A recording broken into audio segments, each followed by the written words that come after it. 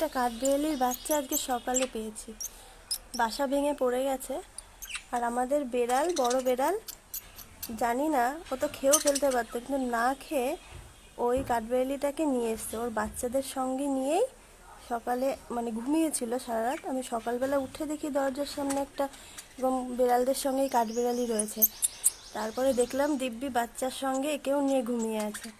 এবার মুশকিল হলো, একে আমি ফেলেও দিতে পারছি না, আর আমি জানিও না একে কী করে খাওয়াবো, বা এত ছোট বাচ্চা। সেই জন্য ইউটিউব দেখে দেখে একটুখানি শিখলাম যে কিভাবে কি করতে হবে। এর মা যদি নিয়ে যায় তো ভালো, আর নইলে এইভাবে একটু ট্রাই করা যাক, দেখি খাই কিনা। দেখি দেখি দেখি।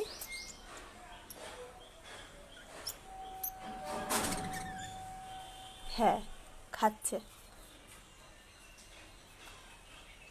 খাচ্ছে।